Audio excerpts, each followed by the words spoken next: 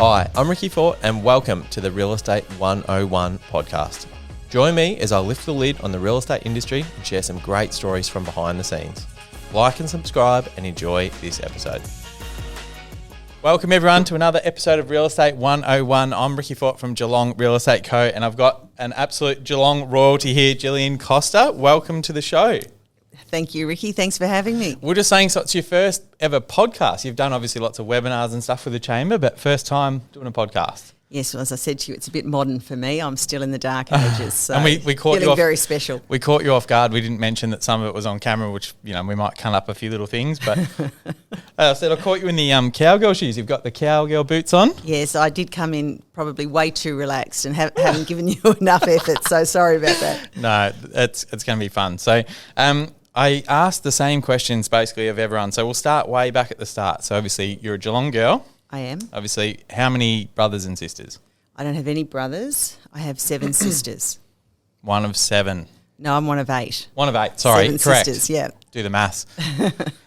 So I'm number 3. I got known as 3. We all used to number off, so Okay. I'm 3. Nice. Tell us a little bit about, your background. So like where you went to school.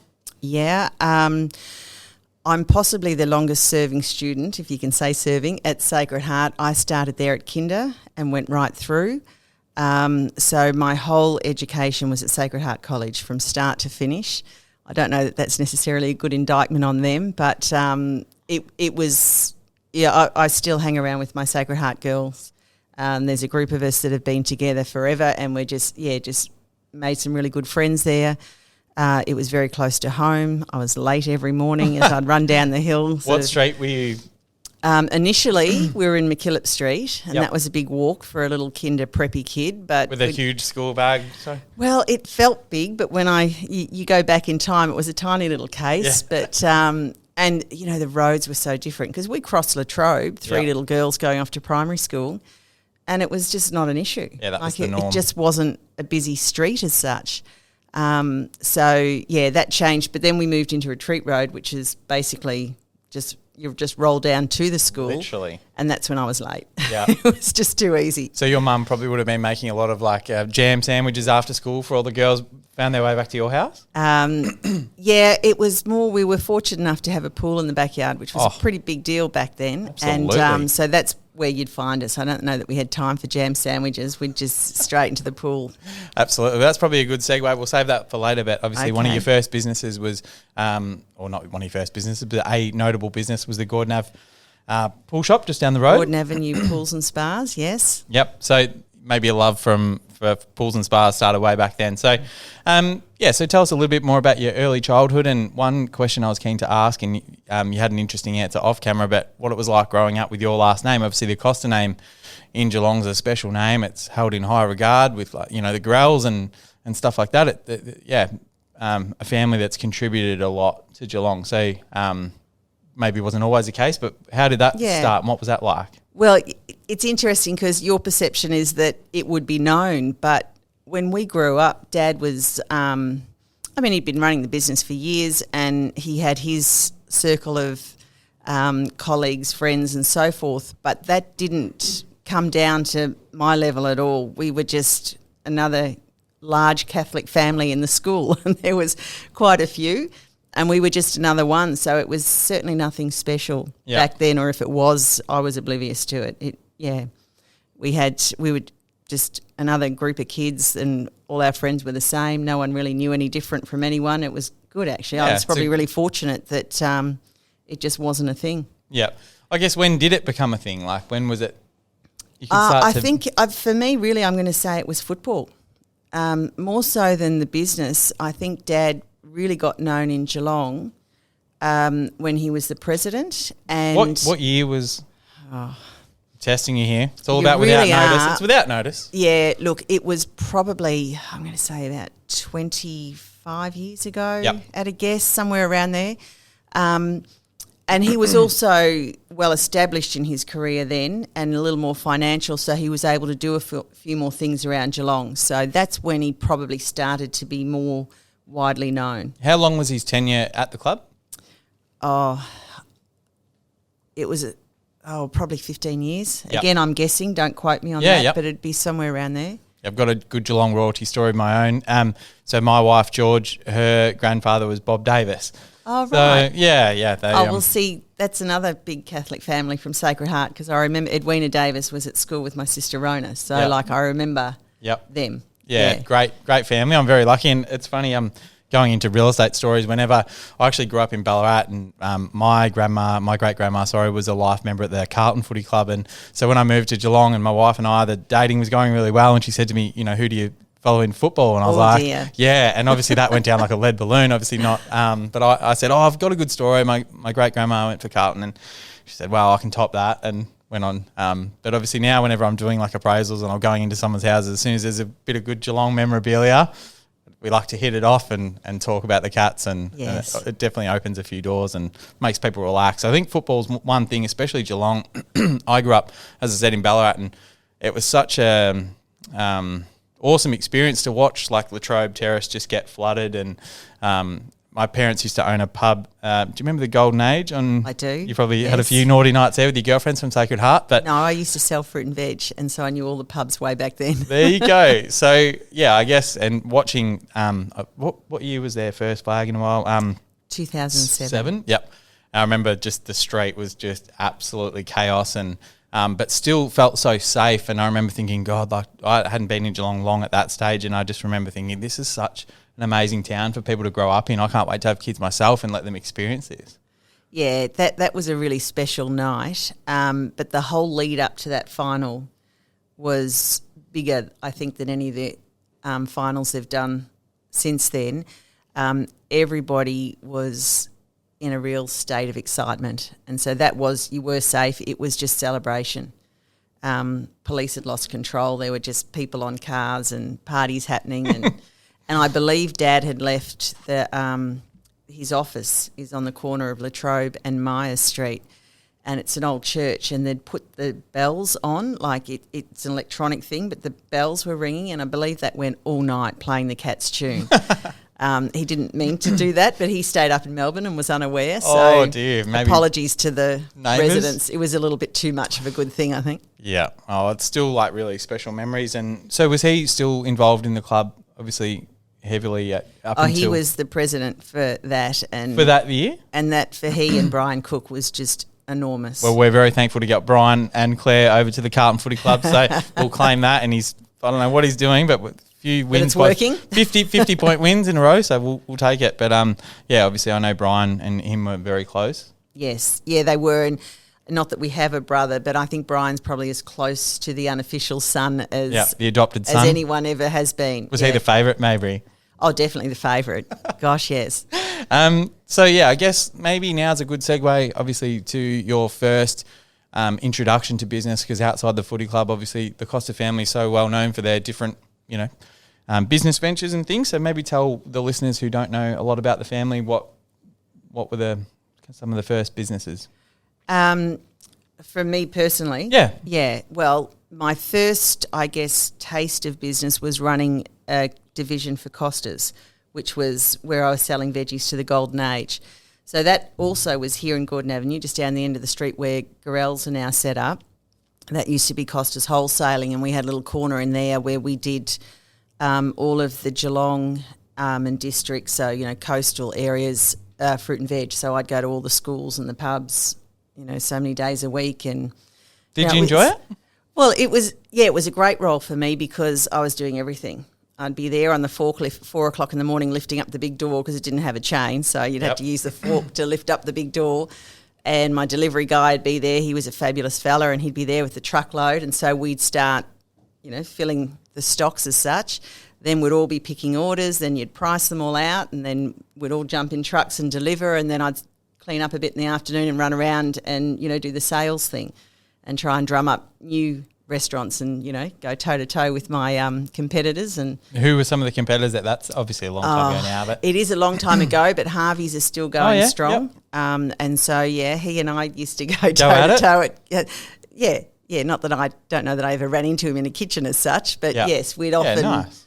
The trail was very warm where one of us had just been. Yep. V&R at that stage were fairly big in Geelong, so Yep. I think I love hearing that part of the story, that you were in the trenches too, especially like a woman driving a forklift. Like back then, that Yeah, been... I wouldn't say I was particularly good at it. I'd often hand over to the boys later on the day when it got a bit busier. But yeah, but still, just from that grassroots, like you're involved in every part of the business, from the customer facing to the dirty, down and dirty work. Yeah, well, if you spoke to any of my cousins, when there was really dirty work, that did seem to come to us. We did a sort of a chain gang once down here at Gordon Avenue where I think it was farmland. There was a whole heap of, let's say, 2 kilo potato bags for farmland, but they weren't going through with whatever. I don't know if they'd lost an order, what had happened, but you can't waste the stock. So we were put on a trestle table, 3 of us kids, with a thing of turps or something, and we had to scrub the farmland off all the plastic bags. Now, we were so you could sell it to someone else? Yeah, so they could use the bags. You take the brand off. How old were you guys? At a guess, we were probably 7, 9, 11 maybe. I don't know. High as a kite from sniffing turps. The fumes were just knocking us out. But they're the sort of jobs you give the kids. So, yes, we did all of that. I love that. I guess, and then how long were you in that role? I did that, the local fruit and veg, probably for about 4 years or so. And then, it was back in the dark ages. So to have kids, you had to leave work. Yep. And to, Costa's was very much a male-dominated business. So, yes. Isn't that interesting? You're like pregnant, out you go. Yeah, but having obviously 8 girls. Mm. Yeah, that's interesting that did that dynamic change at some point? That dynamic didn't really change in the company until the company evolved and had different management in it. Yep. Yeah, And so the old boys were very much, it was a man's world. Were they all people that your dad had kind of like hand selected, or is it just evolved? Dad and his brothers had hand selected in the early years, yes. Yeah. But then as it just got bigger and bigger, it became more corporate and a bit more polished. So they had very off topic, but obviously think back. We had Keith Fagg on the show, and he spoke what it was like during the pyramid times. Obviously, being heavily involved in business and things, what was the town like at that time? It's pretty far back. Sorry, I apologise. No, I do remember it well. I was a little younger than Keith, but so I probably can't tell you from a business perspective as much. But I had friends who were impacted by it. It was a big deal. It sort of ripped the rug out from a lot of people. I don't think it impacted fruit and veg as much because that's kind of a staple. Yep. But the first business that I ran myself with my husband and another fella was in the Geelong Building Society office. They'd crashed and we took over their office and turned it into a pizza shop. So whereabouts was that? That's on the corner of Bellevue Avenue and what is it there, Mount Pleasant Road? Yep. Not there anymore, Road. obviously. No, it was the Magic Mushroom Pizza. We ran that for... Who came up with that name? The naming night, and I'll never forget it, the 3 of us sat around and had a few drinks. And a few magic mushrooms. Some of the names that were on the sheet I wouldn't repeat to anybody, but that's the one we settled on. So it was a very creative night, and we always did that when we put our marketing flyers together. We'd have a couple of drinks and try and get the creative juices flowing. It's a great marketing plan. Just let's get sloshed and see what happens. Way inappropriate. And I love it. Bring it right back and settle on something that, so that's where that come from. What year roughly was the pizza business? We did that from about 91 through to 94 or 5. What year was Pyramid? 90? Well, it must have been about 90. Yep. I reckon. Or maybe, it was 91 we started in about the May. So it either fell over late 90 or early 91. Yep. Pyramid. Yep. I guess like thinking back just to what, it's nowhere near like that now obviously, but the economic times in Geelong for a lot of people, it's a tough time. Interest rates are quite high. A lot of businesses haven't survived or haven't bounced back or certainly aren't thriving post-COVID. I guess, can you draw any similarities from a businesswoman perspective now, like having a little bit more confidence in Geelong? Because I know, obviously, you're involved in the chamber and everything that you do across Geelong, you live and breathe Geelong. I guess, learnings can you take from back then? Or not just even back then, but the GFC, obviously, in 2009. Just try and give people a little bit of confidence around. Well, the thing that we learned early on is that all adversity also creates opportunity. So, you know, you need to be resilient, and then you've just got to have that bit of creativity to find the opportunity in it, and it's there. Like Pyramid was really hard, but as a result, we got a tenancy out of it and we're able to run a business. We also bought a shop in the Highton Centre there as a result of Pyramid. So, do you still have that shop? No, we sold that one to Harvey's, who run it. There you go. So, wow, God, yeah. finger in all the pies. Tell us about the next. So, what was the next business for you? For me, I then, after the Magic Mushroom, then I went into Leather Lounge Suites because Costa's had bought a company that was a friend of my uncle's, and they sort of went in to help out. It wasn't really a business they should have been in, but as I was coming back after having had the kids, that's where I was. So I sold Leather Lounge Suites for a while. Was someone like, Gillian, this business is shit, go and sort it out, fix it? Well, you know, that's what my career become. Yeah. You're a problem solver. Well, I think being female in a male-dominated industry actually meant that I had to be very resourceful because they gave you nothing. Yeah. So if you wanted something, you had to kind of make it out of the leftover bits of rubbish. And so it probably trained me to be that, you know, scrappy little resourceful person. And so, yeah, if there was something that was, you know, when you've got no money but you've got to run a business and compete, then that was my thing, coming in to clean up systems and you know, equipment and so forth. So, and that's what I mean by you could sit there and say, oh, you know, I got overlooked for this or I didn't get that support or whatever. But what I did get was actually a different set of skills that have worked for me over the years. So, yeah, there's always an opportunity out of anything that seems a bit tough. Well, it just seems to play that way. So your other sisters, have they gone on to do similar things? Without going deep on everyone, it's too big of a story to cover. One sister, well, a couple of sisters got into fashion, and, you know, 3 of them have sort of run businesses in that area. One of those girls has gone on to hospitality now. She's in hospitality as well. Do you want to name drop a venue? I can name drop a venue. Please. Sailor's Rest is Geraldine. Yep. She runs that. And, yeah, then the others They've not done so a beautiful much. reno on that, by the way. She has, yes. Gorgeous. She's maximised her space there. Such a good job. Yeah. It's nice to see people like, reinvesting in the waterfront and doing their thing. What's the next business after that? After that, I was back at Costa's and we started a floral business, Rhapsody in Bloom. You've literally done my next one. You've literally done everything. Well, what I've also learned is that how old are you at this point? Then. Yep, roughly. I would have been about 28, 29. So how many kids in total have you? 4. Yep. So at that point, had 4 kids. All 4 by then. Yes. Yep. Did those quite quickly and then jumped all back girls in. as well. How strong's the gene pool? I've got 3 boys, 1 Diversified, girl. yeah. Yes. Your dad would have loved that. Yep. Yes, he had a lot of grandsons, so that was good. So at that stage, Costa's were the buyers for Coles Victoria on all their produce, and they had florals sitting there as a produce line. So I took over the buying role, and then we turned it into an actual pack house, and so we were a supplier then into the warehouse. That's a huge win for that business. It was a great business to learn. I knew nothing about it, but it was a great business to learn, a fabulous product. I really enjoyed it. Yeah. How exciting. Then what's next? It's turning into a biography. It wasn't meant to be that, but it's just too good not to keep asking That's when I questions. came down the road here and bought into Gordon Avenue Pools and Spas. Was that an existing business? Yes. Yeah. Yeah, that business, when I worked selling fruit and veg across the road down the end of Gordon Avenue. Used to wave to the boys over the road? That business was there, and my husband's cousin, who was probably 15 at the time, was working for the gentleman who owned it. Okay.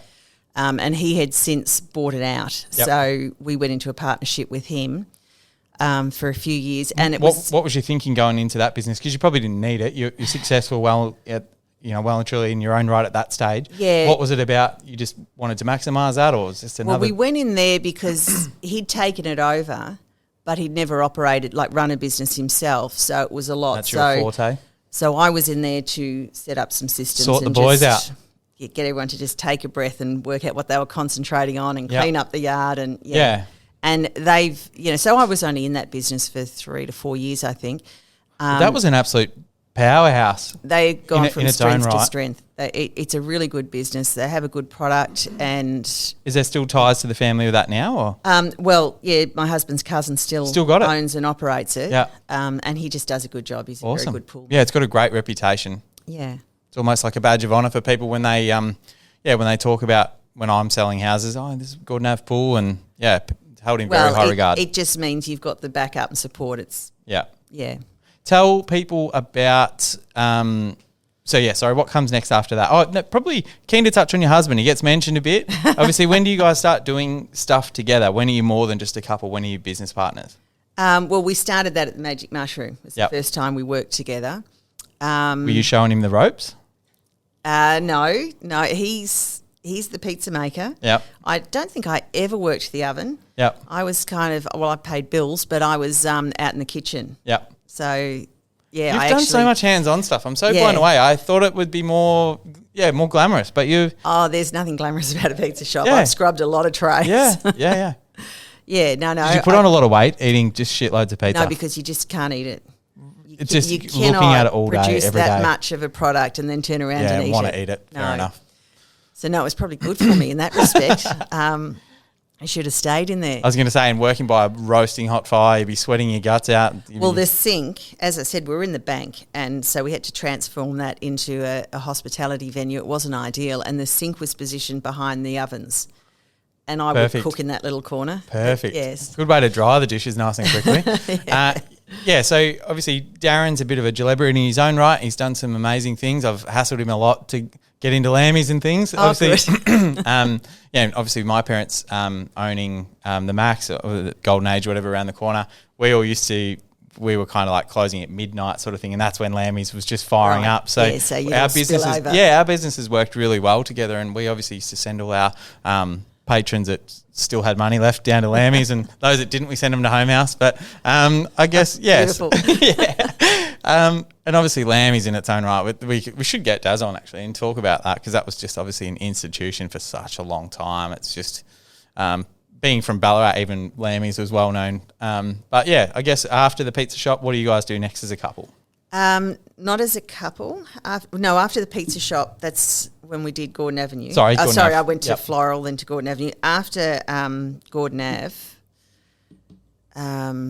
what did we do? I actually was toying with the life balance thing, the work-life balance, and I got a job for someone that I didn't know, I wasn't related to, I had no ownership. First time, really? It really was, and I really loved it. Yep. I was an employee in every sense of the word. Such a change of pace for you. Yeah, and that was great. I was out at Sykes rowing at Breakwater. Okay.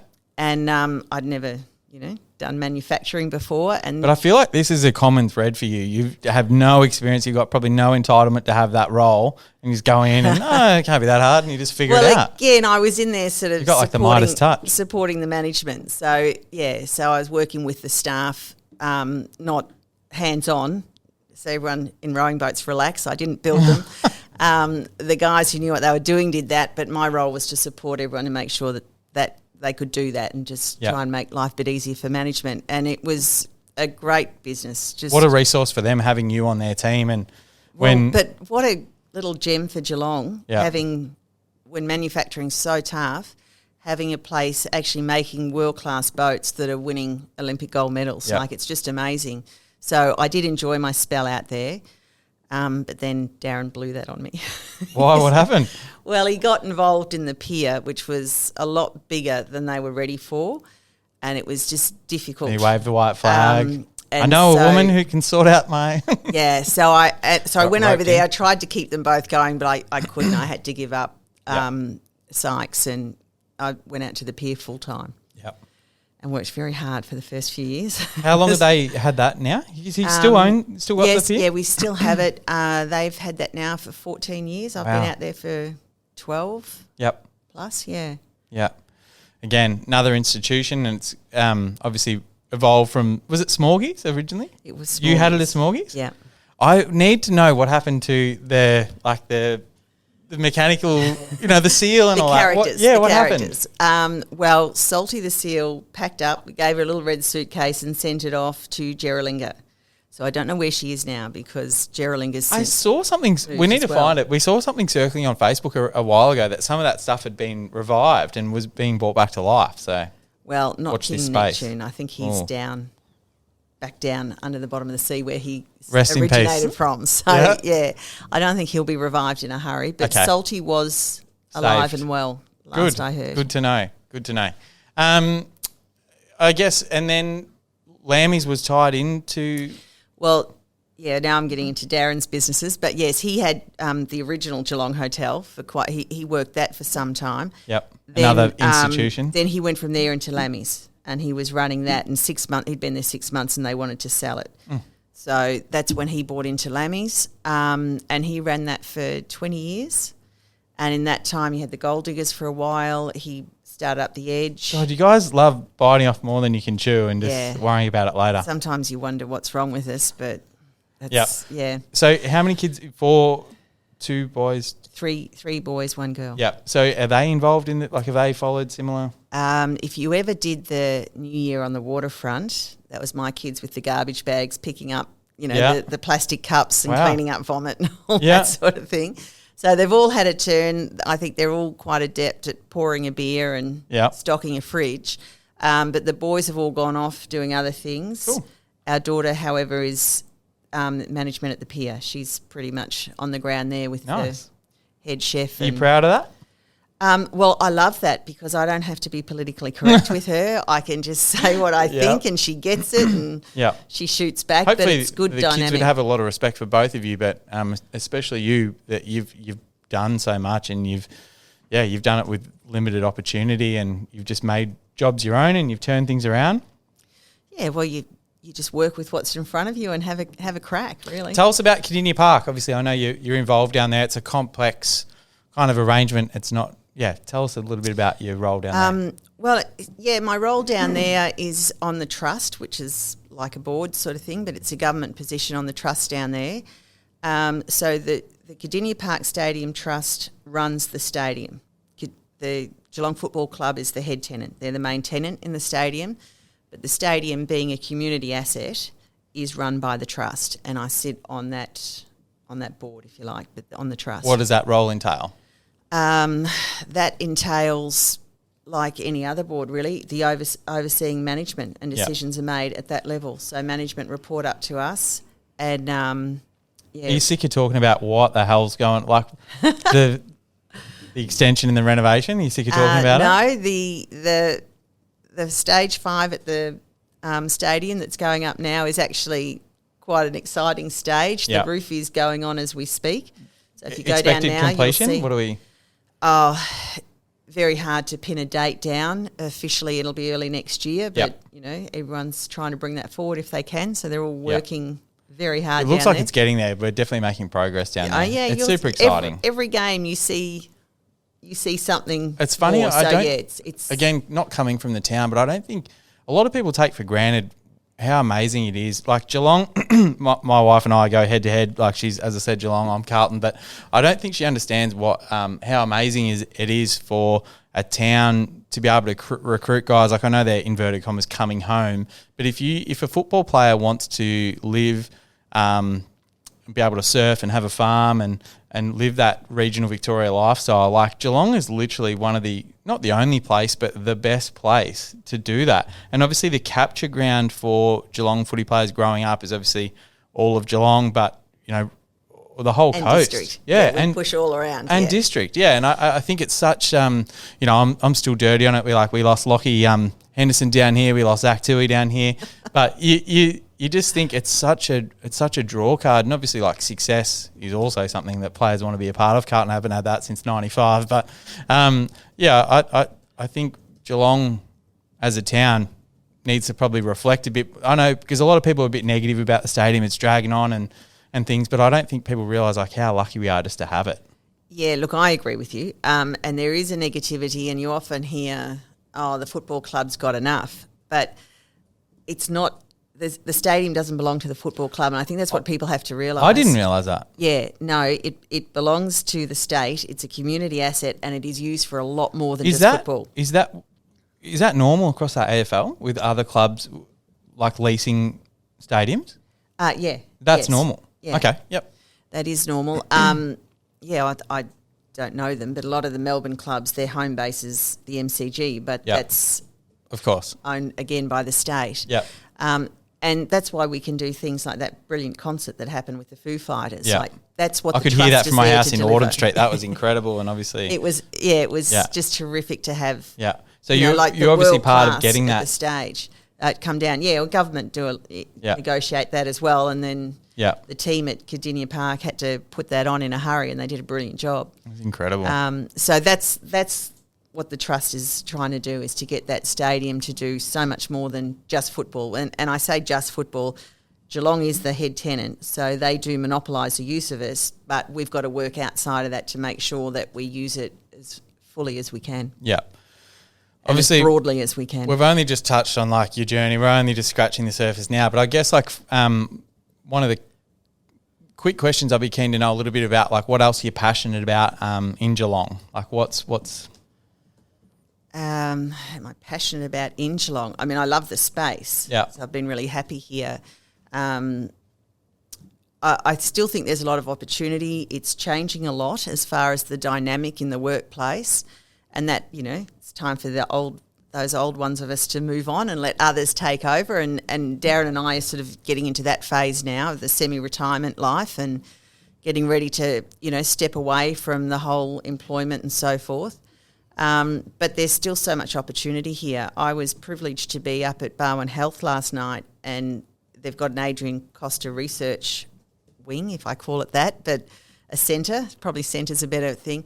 The work they're doing there is incredible, and this is the stuff in Geelong we don't know enough about, but they're coming up with treatments and cures and things that are going Australia-wide, worldwide, and we don't hear about this. And we've got some really talented people in Geelong doing great things. I think that's a great point, that obviously when Ford and Alcoa closed and there's a lot of negativity around, and obviously we were lucky with that injection of like NDIS, WorkSafe, TAC, but it's probably the not even nitty gritty, like the still world-class things that are happening that aren't spoken about. Yeah, Geelong's quite a creative, they asked the committee for Geelong, we're a creative, clever city, but we really are quite creative. Yeah, I'm not talking about me personally, but there's some very clever people here who are doing amazing things that we probably don't all know about, that we can be really proud of. So there's a lot of opportunity in Geelong. Yeah. Whether you're, somebody who works with your hands or someone who works with your head, or theatrical, whatever it might be, there's so many different areas you can get involved in Geelong. Yeah. Advice for, you could go back to your 20 or 25-year-old self or 18-year-old self, advice for yourself or for young women? For young women. I don't know if I've got a different message for men or for women. I think for my young self, it would just be take the time to consider. I make decisions way too quick. And sometimes you pass an opportunity. You don't take the time to see it. And so if there was something I could do differently, it would be take the time to understand things more before I move past them. I think that's probably where I've gone a bit too fast. I think there's a great saying, people often reflect or regret the things they didn't do, not the things they did do, because obviously everything that's happened to you and for you has written your great story, but there's potentially a lot of chapters left unwritten for opportunities that you've... Yeah, there would have been things, I'm sure, that I could have got into that might have been fabulous, but I didn't slow down enough to see it. And it sounds like you've had a pretty fulfilled, pretty full-on life. So, look, no good. I'm not complaining. Yeah, we're in a good place. We've got lots of grandkids running around us now. How many grandies are there? 6 2/3. Yeah. We've got the 7th on the way. So and that's a whole other dynamic. And our dinner table. Well, I got 4 high chairs around the table, and I've run out, and we're on stools, and it's manic. But we love that. I was going to say that's fulfilling. Yeah. I'm big on talking about what fills your cup, and it can't always be business. It can't always be sport. There needs to be something richer, and obviously not much better than a round table full of family. Yeah, it's crazy, and gee, you got to work hard, you got to run, but Yeah. we do love that. Thanks so much for coming on the show. As I said, maybe I'd love to get you back on another time because I think you got heaps more to give than that. But got to keep it short. So thank you so much for coming on. Pleasure. Awesome. See you soon. Thank you.